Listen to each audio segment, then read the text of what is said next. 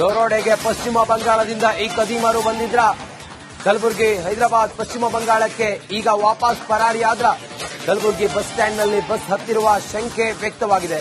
ಪಶ್ಚಿಮ ಬಂಗಾಳಕ್ಕೆ ವಿಶೇಷ ತಂಡ ಈಗ ತೆರಳಿದೆ ಈ ಕದೀಮರನ್ನ ಹೆಡೆಮುರಿ ಕಟ್ಟೋದಕ್ಕೆ.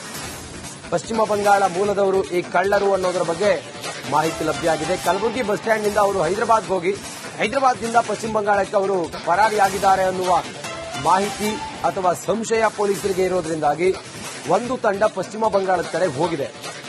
ಇವರು ಅಲ್ಲಿಯವರೇ ಅನ್ನೋದ್ರ ಬಗ್ಗೆ, ಯಾಕಂತ ಹೇಳಿದ್ರೆ ಈ ಜ್ಯುವೆಲ್ಲರಿ ಶಾಪ್ನ ಮಾಲೀಕ ಆತ 20 ವರ್ಷದ ಹಿಂದೆ ಅಲ್ಲಿಂದಲೇ ಬಂದು ಪಶ್ಚಿಮ ಬಂಗಾಳದಿಂದಲೇ ಬಂದು ಇಲ್ಲಿ ಅಂಗಡಿ ಮಾಡಿದ್ದ, ಚಿನ್ನದ ಕೆಲಸ ಮಾಡ್ತಾ ಇದ್ದ. ಆತನ ಅಂಗಡಿಯಲ್ಲಿ ಕೆಲಸ ಮಾಡ್ತಿದ್ದಂತ ಕೆಲ ಹುಡುಗರು ಕೂಡ ಪಶ್ಚಿಮ ಬಂಗಾಳದವರು ಅನ್ನೋದು. ಅವ್ರು ಕೆಲವರು ಕೆಲಸ ಬಿಟ್ಟಿದ್ದಾರಂತೆ. ಅವರೇನಾದ್ರೂ ಹೇಳಿ ಇಲ್ಲಿ ಕಳ್ಳತನಕ್ಕೆ ಅಲ್ಲಿಂದ ಗ್ಯಾಂಗ್ ಬಂತ ಅನ್ನುವ ಅನುಮಾನವೂ ಪೊಲೀಸರಿಗಿದೆ. ನಾನಾ ಆಯಾಮಗಳಲ್ಲಿ ಪೊಲೀಸರು ತನಿಖೆಯನ್ನ ಮಾಡಿದಾಗ ಪಶ್ಚಿಮ ಬಂಗಾಳದ ಲಿಂಕ್ ಈಗ ಪತ್ತೆಯಾಗಿದೆ. ಸದ್ಯಕ್ಕೆ ಪೊಲೀಸರು ಅಲ್ಲಿಗೂ ಕೂಡ ಒಂದು ತಂಡ ಕಳುಹಿಸಿಕೊಟ್ಟು ತನಿಖೆ ಮಾಡ್ತಾ ಇದ್ದಾರೆ. ಇನ್ನಷ್ಟು ಮಾಹಿತಿಯೊಂದಿಗೆ ನಮ್ಮ ಪ್ರತಿನಿಧಿ ಓಂ ಪ್ರಕಾಶ್ ಮುನ್ನೂರು ನೇರ ಸಂಪರ್ಕದಲ್ಲಿದ್ದಾರೆ ಕಲಬುರಗಿಯಿಂದ. ಓಂ ಪ್ರಕಾಶ್, ಸದ್ಯ ನಾನಾ ಆಯಾಮಗಳಲ್ಲಿ ಪೊಲೀಸರ ತನಿಖೆ ನಡೀತಾ ಇದೆ.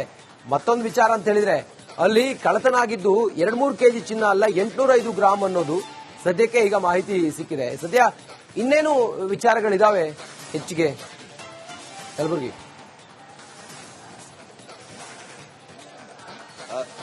ರಂಜಿತ್, ಕಲಬುರಗಿಯಲ್ಲಿ ನಡೆದಂತಹ ಚಿನ್ನದ ಅಂಗಡಿ ದರೋಡೆ ಪ್ರಕರಣಕ್ಕೆ ಸಂಬಂಧಪಟ್ಟಂತೆ ಆರಂಭದಲ್ಲಿ 2-3 ಕೆಜಿಯಷ್ಟು ಬಂಗಾರ ಏನು ದರೋಡೆ ಆಗಿದೆ ಅನ್ನುವಂತ ಮಾಹಿತಿ ಖುದ್ದು ಆ ಚಿನ್ನದ ಅಂಗಡಿಯ ಮಾಲೀಕ ಪೊಲೀಸರಿಗೆ ನೀಡಿರುವಂತದ್ದು. ಅದಾದ ಬಳಿಕ ಪೊಲೀಸರು ಅಂದ್ರೆ ಬ್ರಹ್ಮಪುರ ಪೊಲೀಸ್ ಠಾಣೆ ಇನ್ಸ್ಪೆಕ್ಟರ್ ಆ ಚಿನ್ನದ ಅಂಗಡಿಯಲ್ಲಿರುವಂತಹ ಎಲ್ಲ ಏನು ಅಂಶಗಳನ್ನ ಪರಿಶೀಲನೆ ನಡೆಸ್ತಾ ಇರುವಂತಹ ಸಂದರ್ಭದಲ್ಲಿ ಕೊನೆಯ ಡ್ರಾ ಅಲ್ಲಿ ಕೂಡ ಸುಮಾರು 1 ಕೆಜಿಗೂ ಅಧಿಕ ಚಿನ್ನ ಇರುವಂತದ್ದು ಕೂಡ ಪತ್ತೆಯಾಗಿರುವಂತದ್ದು.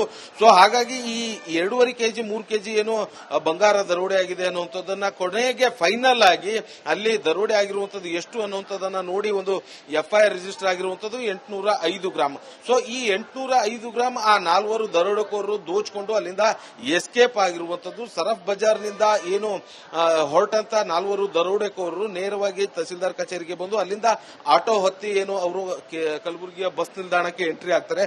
ಸೊ ನಾನೀಗ ಆ ಒಂದು ಬಸ್ ನಿಲ್ದಾಣದಲ್ಲೇ ಇರುವಂತದ್ದು. ಇಲ್ಲಿ ಏನು ಬಸ್ ನಿಲ್ದಾಣದ ಹಿಂಭಾಗದ ಗೇಟ್ ಇದೆ. ಸೊ ಆ ಒಂದು ಗೇಟ್ ನಿಂದ ಈ ಒಂದು ಬಸ್ ನಿಲ್ದಾಣಕ್ಕೆ ಎಂಟ್ರಿ ಆಗ್ತಾರೆ. ಇನ್ನೊಂದು ಬಹಳ ಪ್ರಮುಖವಾಗಿ ಗಮನಿಸಬೇಕಾದಂತಹ ಅಂಶ, ಇಡೀ ಈ ಒಂದು ಕೃತ್ಯದ ಹಿಂದೆ, ಇಡೀ ಈ ಒಂದು ದರೋಡೆಯ ಹಿಂದೆ ಇದ್ದಿದ್ದು 4 ಅಲ್ಲ 5 ಜನ ಅನ್ನುವಂಥದ್ದು ಕೂಡ ಏನು ಬಯಲಾಗ್ತಾ ಇರುವಂತದ್ದು. ಸೊ ಯಾಕಂತಂದ್ರೆ ಆ 4 ಜನ ಕೂಡ ಈ ಒಂದು ಬಸ್ ಸ್ಟ್ಯಾಂಡ್ಗೆ ಬರುವಂತಹ ಸಂದರ್ಭದಲ್ಲಿ ಬಸ್ ಸ್ಟ್ಯಾಂಡ್ಗೆ ಬಂದಂತ ನಂತರವಾಗಿ ಏನೋ ಅವರಿಗೆ 5ನೇ ವ್ಯಕ್ತಿ ಅವರನ್ನ ರಿಸೀವ್ ಮಾಡಿಕೊಂಡು ಆತ ಅವರಿಗೆ ಹಣಕಾಸಿನ ವ್ಯವಹಾರವನ್ನ ಮಾಡಿರುವಂತದ್ದು ಕೂಡ ಬೆಳಕಿಗೆ ಬಂದಿರುವಂತದ್ದು. ಸೊ ಈ ಒಂದು ವಿಚಾರ ಪೊಲೀಸರ ತನಿಖೆ ವೇಳೆ ಬಯಲಾಗ್ತಾ ಇರುವಂತದ್ದು. 4 ಜನ ಬಸ್ ಸ್ಟ್ಯಾಂಡ್ಗೆ ಬರ್ತಾರೆ. ಬಸ್ ಸ್ಟ್ಯಾಂಡ್ ಬಳಿ ಬಂದಂತಹ ಸಂದರ್ಭದಲ್ಲಿ 5ನೇ ವ್ಯಕ್ತಿ ಅವರನ್ನ ರಿಸೀವ್ ಮಾಡಿಕೊಂಡು ಇಲ್ಲಿ ಒಂದು ಫೋನ್ ಪೇ ಮುಖಾಂತರ ಹಣದ ಟ್ರಾನ್ಸಾಕ್ಷನ್ ಕೂಡ ಮಾಡಿರುವಂತದ್ದು. ಯಾಕಂತಂದ್ರೆ 5 ಜನ ಇಲ್ಲಿ ಬಸ್ ಸ್ಟ್ಯಾಂಡ್ ಬಳಿ ಇರುವಂತದ್ದು ಹೋಟೆಲ್ ನಲ್ಲಿ ಅವರು ಟಿಫನ್ ಅಥವಾ ತಿಂಡಿ ಮಾಡಿರ್ತಾರೆ. ಸೊ ತಿಂಡಿ ಮಾಡಿದ ಬಳಿಕ ಫೋನ್ ಪೇ ಮುಖಾಂತರ ಹಣವನ್ನ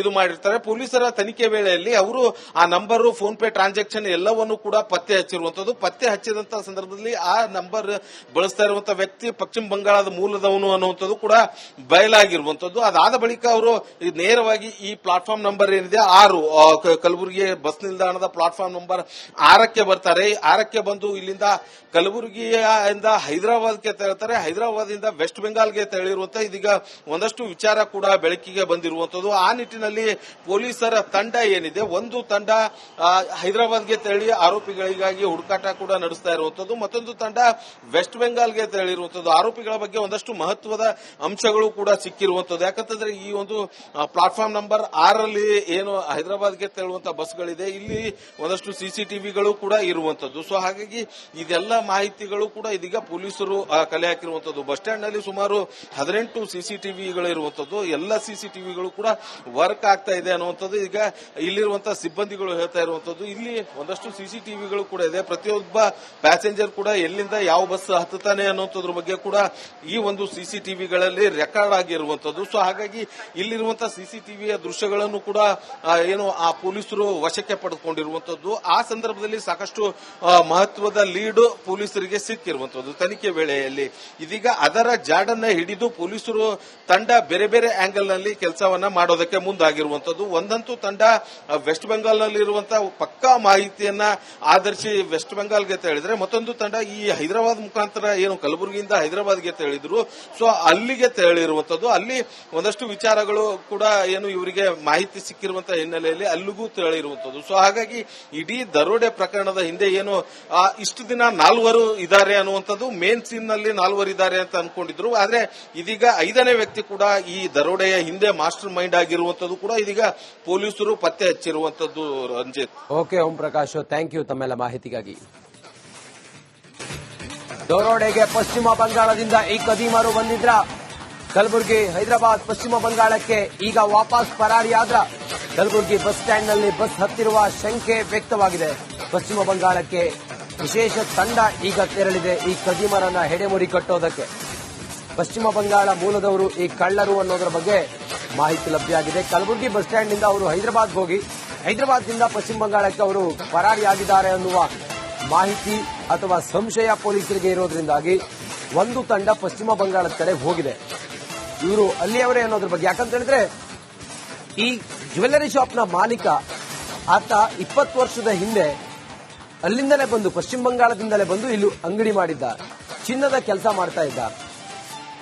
ಆತನ ಅಂಗಡಿಯಲ್ಲಿ ಕೆಲಸ ಮಾಡ್ತಿದ್ದಂತ ಕೆಲ ಹುಡುಗರು ಕೂಡ ಪಶ್ಚಿಮ ಬಂಗಾಳದವರು ಅನ್ನೋದು. ಅವ್ರು ಕೆಲವರು ಕೆಲಸ ಬಿಟ್ಟಿದ್ದಾರಂತೆ. ಅವರೇನಾದ್ರೂ ಹೇಳಿ ಇಲ್ಲಿ ಕಳ್ಳತನಕ್ಕೆ ಅಲ್ಲಿಂದ ಗ್ಯಾಂಗ್ ಬಂತ ಅನ್ನುವ ಅನುಮಾನವೂ ಪೊಲೀಸರಿಗಿದೆ. ನಾನಾ ಆಯಾಮಗಳಲ್ಲಿ ಪೊಲೀಸರು ತನಿಖೆಯನ್ನ ಮಾಡಿದಾಗ ಪಶ್ಚಿಮ ಬಂಗಾಳದ ಲಿಂಕ್ ಈಗ ಪತ್ತೆಯಾಗಿದೆ. ಸದ್ಯಕ್ಕೆ ಪೊಲೀಸರು ಅಲ್ಲಿಗೂ ಕೂಡ ಒಂದು ತಂಡ ಕಳುಹಿಸಿಕೊಟ್ಟು ತನಿಖೆ ಮಾಡ್ತಾ ಇದ್ದಾರೆ.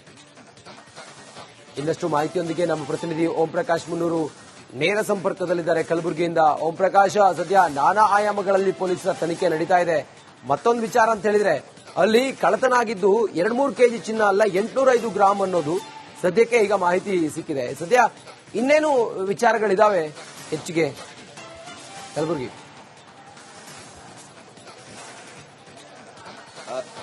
ರಂಜಿತ್, ಕಲಬುರಗಿಯಲ್ಲಿ ನಡೆದಂತಹ ಚಿನ್ನದ ಅಂಗಡಿ ದರೋಡೆ ಪ್ರಕರಣಕ್ಕೆ ಸಂಬಂಧಪಟ್ಟಂತೆ ಆರಂಭದಲ್ಲಿ 2-3 ಕೆಜಿಯಷ್ಟು ಬಂಗಾರ ಏನು ದರೋಡೆ ಆಗಿದೆ ಅನ್ನುವಂತ ಮಾಹಿತಿ ಖುದ್ದು ಆ ಚಿನ್ನದ ಅಂಗಡಿಯ ಮಾಲೀಕ ಪೊಲೀಸರಿಗೆ ನೀಡಿರುವಂತದ್ದು. ಅದಾದ ಬಳಿಕ ಪೊಲೀಸರು ಅಂದ್ರೆ ಬ್ರಹ್ಮಪುರ ಪೊಲೀಸ್ ಠಾಣೆ ಇನ್ಸ್ಪೆಕ್ಟರ್ ಆ ಚಿನ್ನದ ಅಂಗಡಿಯಲ್ಲಿರುವಂತಹ ಎಲ್ಲ ಏನು ಅಂಶಗಳನ್ನ ಪರಿಶೀಲನೆ ನಡೆಸ್ತಾ ಇರುವಂತಹ ಸಂದರ್ಭದಲ್ಲಿ ಕೊನೆಯ ಡ್ರಾ ಅಲ್ಲಿ ಕೂಡ ಸುಮಾರು 1 ಕೆಜಿಗೂ ಅಧಿಕ ಚಿನ್ನ ಇರುವಂತದ್ದು ಕೂಡ ಪತ್ತೆಯಾಗಿರುವಂತದ್ದು.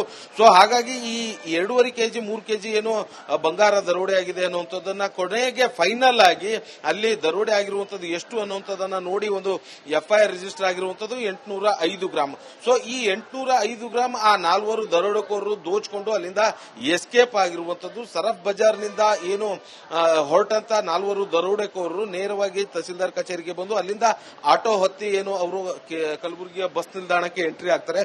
ಸೊ ನಾನೀಗ ಆ ಒಂದು ಬಸ್ ನಿಲ್ದಾಣದಲ್ಲೇ ಇರುವಂತದ್ದು. ಇಲ್ಲಿ ಏನು ಬಸ್ ನಿಲ್ದಾಣದ ಹಿಂಭಾಗದ ಗೇಟ್ ಇದೆ. ಸೊ ಆ ಒಂದು ಗೇಟ್ ನಿಂದ ಈ ಒಂದು ಬಸ್ ನಿಲ್ದಾಣಕ್ಕೆ ಎಂಟ್ರಿ ಆಗ್ತಾರೆ. ಇನ್ನೊಂದು ಬಹಳ ಪ್ರಮುಖವಾಗಿ ಗಮನಿಸಬೇಕಾದಂತಹ ಅಂಶ, ಇಡೀ ಈ ಒಂದು ಕೃತ್ಯದ ಹಿಂದೆ, ಇಡೀ ಈ ಒಂದು ದರೋಡೆಯ ಹಿಂದೆ ಇದ್ದಿದ್ದು 4 ಅಲ್ಲ 5 ಜನ ಅನ್ನುವಂಥದ್ದು ಕೂಡ ಏನು ಬಯಲಾಗ್ತಾ ಇರುವಂತದ್ದು. ಸೊ ಯಾಕಂತಂದ್ರೆ ಆ 4 ಜನ ಕೂಡ ಈ ಒಂದು ಬಸ್ ಸ್ಟ್ಯಾಂಡ್ಗೆ ಬರುವಂತಹ ಸಂದರ್ಭದಲ್ಲಿ ಬಸ್ ಸ್ಟ್ಯಾಂಡ್ಗೆ ಬಂದಂತ ನಂತರವಾಗಿ ಏನೋ ಅವರಿಗೆ 5ನೇ ವ್ಯಕ್ತಿ ಅವರನ್ನ ರಿಸೀವ್ ಮಾಡಿಕೊಂಡು ಆತ ಅವರಿಗೆ ಹಣಕಾಸಿನ ವ್ಯವಹಾರವನ್ನ ಮಾಡಿರುವಂತದ್ದು ಕೂಡ ಬೆಳಕಿಗೆ ಬಂದಿರುವಂತದ್ದು. ಸೊ ಈ ಒಂದು ವಿಚಾರ ಪೊಲೀಸರ ತನಿಖೆ ವೇಳೆ ಬಯಲಾಗ್ತಾ ಇರುವಂತದ್ದು. 4 ಜನ ಬಸ್ ಸ್ಟ್ಯಾಂಡ್ಗೆ ಬರ್ತಾರೆ. ಬಸ್ ಸ್ಟ್ಯಾಂಡ್ ಬಳಿ ಬಂದಂತಹ ಸಂದರ್ಭದಲ್ಲಿ 5ನೇ ವ್ಯಕ್ತಿ ಅವರನ್ನ ರಿಸೀವ್ ಮಾಡಿಕೊಂಡು ಇಲ್ಲಿ ಒಂದು ಫೋನ್ ಪೇ ಮುಖಾಂತರ ಹಣದ ಟ್ರಾನ್ಸಾಕ್ಷನ್ ಕೂಡ ಮಾಡಿರುವಂತದ್ದು. ಯಾಕಂತಂದ್ರೆ 5 ಜನ ಇಲ್ಲಿ ಬಸ್ ಸ್ಟ್ಯಾಂಡ್ ಬಳಿ ಇರುವಂತದ್ದು ಹೋಟೆಲ್ ನಲ್ಲಿ ಅವರು ಟಿಫನ್ ಅಥವಾ ತಿಂಡಿ ಮಾಡಿರ್ತಾರೆ. ಸೊ ತಿಂಡಿ ಮಾಡಿದ ಬಳಿಕ ಫೋನ್ ಪೇ ಮುಖಾಂತರ ಹಣವನ್ನ ಇದು ಮಾಡಿರ್ತಾರೆ. ಪೊಲೀಸರ ತನಿಖೆ ವೇಳೆಯಲ್ಲಿ ಅವರು ಆ number phone pay transaction transaction ಎಲ್ಲವನ್ನು ಕೂಡ ಪತ್ತೆ ಹಚ್ಚಿರುವಂತದ್ದು. ಪತ್ತೆ ಹಚ್ಚಿದಂತ ಸಂದರ್ಭದಲ್ಲಿ ಆ ನಂಬರ್ ಬಳಸ್ತಾ ಇರುವಂತಹ ವ್ಯಕ್ತಿ ಪಶ್ಚಿಮ ಬಂಗಾಳದ ಮೂಲದವನು ಅನ್ನುವಂಥದ್ದು ಕೂಡ ಬಯಲಾಗಿರುವಂತದ್ದು. ಅದಾದ ಬಳಿಕ ಅವರು ನೇರವಾಗಿ ಈ ಪ್ಲಾಟ್ಫಾರ್ಮ್ ನಂಬರ್ ಏನಿದೆ 6 ಕಲಬುರಗಿ ಬಸ್ ನಿಲ್ದಾಣದ ಪ್ಲಾಟ್ಫಾರ್ಮ್ ನಂಬರ್ 6ಕ್ಕೆ ಬರ್ತಾರೆ. 6ಕ್ಕೆ ಬಂದು ಇಲ್ಲಿಂದ ಕಲಬುರಗಿಯಿಂದ ಹೈದರಾಬಾದ್ಗೆ ತೆರಳುತ್ತಾರೆ. ಹೈದರಾಬಾದ್ನಿಂದ ವೆಸ್ಟ್ ಬೆಂಗಾಲ್ಗೆ ತೆರಳಿರುವಂತಹ ಇದೀಗ ಒಂದಷ್ಟು ವಿಚಾರ ಕೂಡ ಬೆಳಕಿಗೆ ಬಂದಿರುವಂತದ್ದು. ಆ ನಿಟ್ಟಿನಲ್ಲಿ ಪೊಲೀಸರ ತಂಡ ಏನಿದೆ, ಒಂದು ತಂಡ ಹೈದರಾಬಾದ್ಗೆ ತೆರಳಿ ಆರೋಪಿಗಳಿಗಾಗಿ ಹುಡುಕಾಟ ಕೂಡ ನಡೆಸ್ತಾ ಇರುವಂತದ್ದು, ಮತ್ತೊಂದು ತಂಡ ವೆಸ್ಟ್ ಬೆಂಗಾಲ್ಗೆ ತೆರಳಿರುವಂತದ್ದು. ಆರೋಪಿಗಳ ಬಗ್ಗೆ ಒಂದಷ್ಟು ಮಹತ್ವದ ಅಂಶಗಳು ಕೂಡ ಸಿಕ್ಕಿರುವಂತದ್ದು. ಯಾಕಂತಂದ್ರೆ ಈ ಒಂದು ಪ್ಲಾಟ್ಫಾರ್ಮ್ ನಂಬರ್ 6ರಲ್ಲಿ ಏನು ಹೈದರಾಬಾದ್ಗೆ ತೆರಳುವಂತಹ ಬಸ್ಗಳಿದೆ, ಇಲ್ಲಿ ಒಂದಷ್ಟು ಸಿಸಿಟಿವಿಗಳು ಕೂಡ ಇರುವಂತದ್ದು. ಸೊ ಹಾಗಾಗಿ ಇದೆಲ್ಲ ಮಾಹಿತಿಗಳು ಕೂಡ ಇದೀಗ ಪೊಲೀಸರು ಕಲೆ ಹಾಕಿರುವಂತದ್ದು. ಬಸ್ ಸ್ಟ್ಯಾಂಡ್ ನಲ್ಲಿ ಸುಮಾರು 18 ಸಿಸಿಟಿವಿಗಳು ಇರುವಂತದ್ದು. ಎಲ್ಲ ಸಿಸಿಟಿವಿಗಳು ಕೂಡ ವರ್ಕ್ ಆಗ್ತಾ ಇದೆ ಅನ್ನುವಂಥದ್ದು ಈಗ ಇಲ್ಲಿರುವಂತಹ ಸಿಬ್ಬಂದಿಗಳು ಹೇಳ್ತಾ ಇರುವಂತದ್ದು. ಇಲ್ಲಿ ಒಂದಷ್ಟು ಸಿಸಿಟಿವಿಗಳು ಕೂಡ ಇದೆ. ಪ್ರತಿಯೊಬ್ಬ ಪ್ಯಾಸೆಂಜರ್ ಕೂಡ ಎಲ್ಲಿಂದ ಯಾವ ಬಸ್ ಹತ್ತುತ್ತಾನೆ ಅನ್ನುವಂಥದ್ರ ಬಗ್ಗೆ ಕೂಡ ಈ ಒಂದು ಸಿಸಿಟಿವಿಗಳಲ್ಲಿ ರೆಕಾರ್ಡ್ ಆಗಿರುವಂತದ್ದು. ಸೊ ಹಾಗಾಗಿ ಇಲ್ಲಿರುವಂತಹ ಸಿಸಿಟಿವಿಯ ದೃಶ್ಯಗಳನ್ನು ಕೂಡ ಏನು ಆ ಪೊಲೀಸರು ವಶಕ್ಕೆ ಪಡೆದುಕೊಂಡಿರುವಂತದ್ದು. ಆ ಸಂದರ್ಭದಲ್ಲಿ ಸಾಕಷ್ಟು ಮಹತ್ವದ ಲೀಡ್ ಪೊಲೀಸರಿಗೆ ಸಿಕ್ಕಿರುವಂತದ್ದು ತನಿಖೆ ವೇಳೆಯಲ್ಲಿ. ಇದೀಗ ಅದರ ಜಾಡನ್ನ ಹಿಡಿದು ಪೊಲೀಸರು ತಂಡ ಬೇರೆ ಬೇರೆ ಆಂಗಲ್ ನಲ್ಲಿ ಕೆಲಸವನ್ನ ಮಾಡೋದಕ್ಕೆ ಮುಂದಾಗಿರುವಂತದ್ದು. ಒಂದಂತೂ ತಂಡ ವೆಸ್ಟ್ ಬೆಂಗಾಲ್ನಲ್ಲಿರುವಂತಹ ಪಕ್ಕಾ ಮಾಹಿತಿಯನ್ನ ಆಧರಿಸಿ ವೆಸ್ಟ್ ಬೆಂಗಾಲ್ಗೆ ತೆರಳಿದ್ರೆ, ಮತ್ತೊಂದು ತಂಡ ಈ ಹೈದರಾಬಾದ್ ಮುಖಾಂತರ ಏನು ಕಲಬುರಗಿಯಿಂದ ಹೈದರಾಬಾದ್ಗೆ ತೆರಳಿದ್ರು, ಸೊ ಅಲ್ಲಿಗೆ ತೆರಳಿರುವಂತದ್ದು. ಅಲ್ಲಿ ಒಂದಷ್ಟು ವಿಚಾರಗಳು ಕೂಡ ಏನು ಇವರಿಗೆ ಮಾಹಿತಿ ಸಿಕ್ಕಿರುವಂತಹ ಹಿನ್ನೆಲೆಯಲ್ಲಿ ಅಲ್ಲಿಗೂ ತೆರಳಿರುವಂತದ್ದು. ಸೊ ಹಾಗಾಗಿ ಇಡೀ ದರೋಡೆ ಪ್ರಕರಣದ ಹಿಂದೆ ಏನು ಇಷ್ಟು ದಿನ 4 ಇದ್ದಾರೆ ಅನ್ನುವಂಥದ್ದು, ಮೇನ್ ಸೀನ್ ನಲ್ಲಿ 4 ಇದ್ದಾರೆ ಅಂತ ಅನ್ಕೊಂಡಿದ್ರು. ಆದ್ರೆ ಇದೀಗ 5ನೇ ವ್ಯಕ್ತಿ ಕೂಡ ಈ ದರೋಡೆಯ ಹಿಂದೆ ಮಾಸ್ಟರ್ ಮೈಂಡ್ ಆಗಿರುವಂತದ್ದು ಕೂಡ ಇದೀಗ ಪೊಲೀಸರು ಪತ್ತೆ ಹಚ್ಚಿರುವಂತದ್ದು. Ranjith. Okay Om Prakash, thank you ತಮ್ಮೆಲ್ಲ ಮಾಹಿತಿಗಾಗಿ.